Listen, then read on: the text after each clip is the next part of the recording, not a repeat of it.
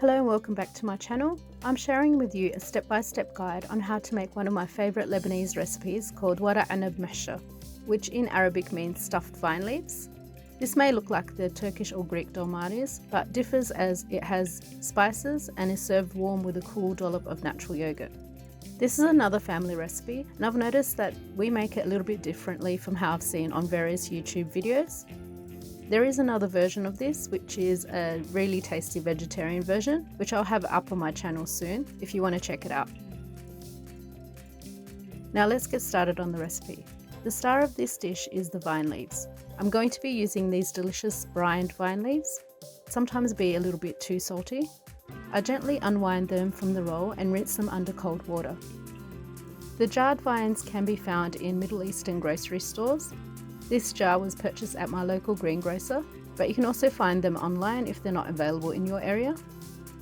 You can also use freshly picked vine leaves. You just need to heat up some water and blanch them to get them to soften so that they're easily flexible and foldable.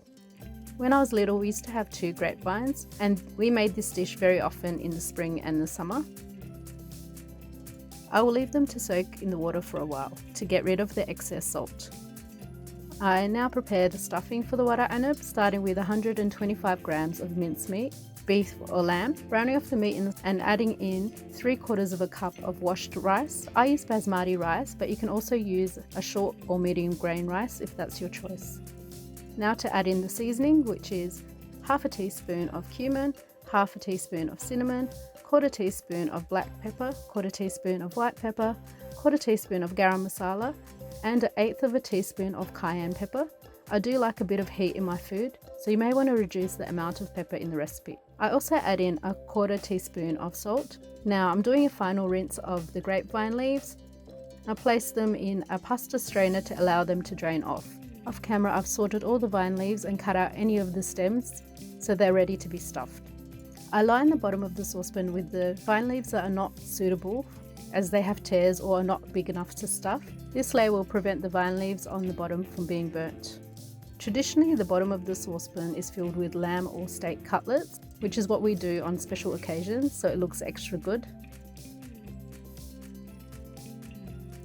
I start by laying the vine leaf so that the plant veins are facing upwards. And I grab about a tablespoon of the stuffing, putting it into a line at the base of the leaf. Next, I tuck in both sides of the leaf.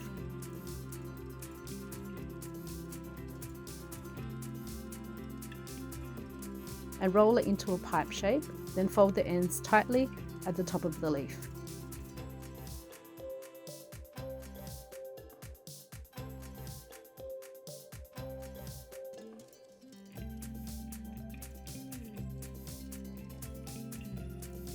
Sometimes the leaf is not wide enough at the base, so I'll use a smaller leaf and wrap it as I did the other one.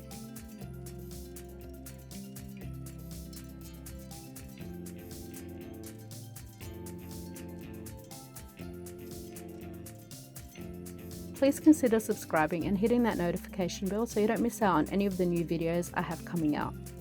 The wara anab are lined up in a circular fashion, end to end, until all of the vine leaves are in the pot.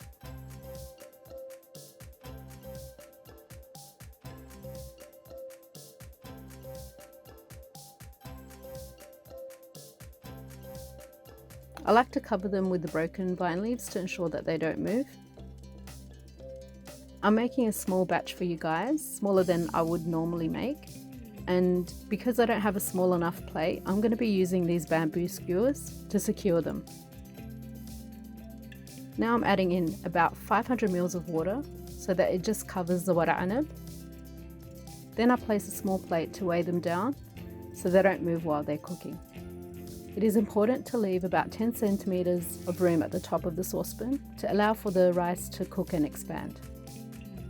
The wara anab will cook on high for about 20 minutes before it's turned down to a simmer.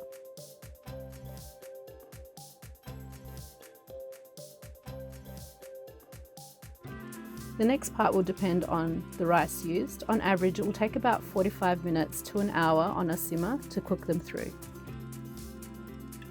I check the progress periodically and will add more water so that the bottom doesn't dry out and burn.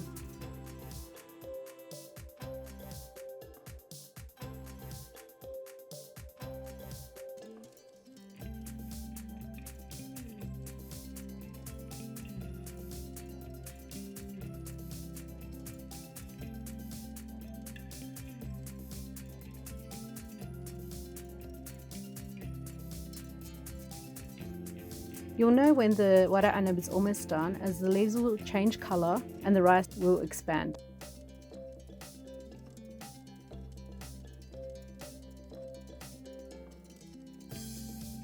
This is about the time when I'll add the juice of 2 lemons and about 6 cloves of crushed garlic and a little bit more water, and allow them to cook for another 10 minutes.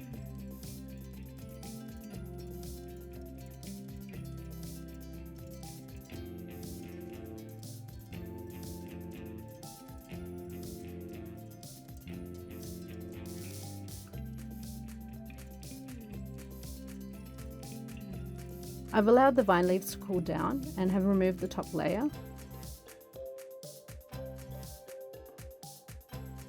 Now with a large plate underneath, I quickly flip the saucepan over in one motion and remove the covering vine leaves, and it's now ready to serve up.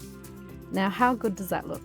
And it will really impress your dinner guests. It is best enjoyed served warm with a natural yogurt as a dip. This recipe will keep in the fridge, but goes very quickly in my household as people can't stop eating them up. You can also freeze them in Snaplock bags and then take out the bag when you can't be bothered cooking and heat it up in the microwave or on the stovetop. If you have any questions or suggestions, I'm happy to hear it in the comments section.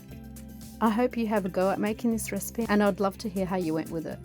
Don't forget to leave a like or a comment and subscribe if you haven't yet. Happy cooking and thank you for watching. See you for the next video.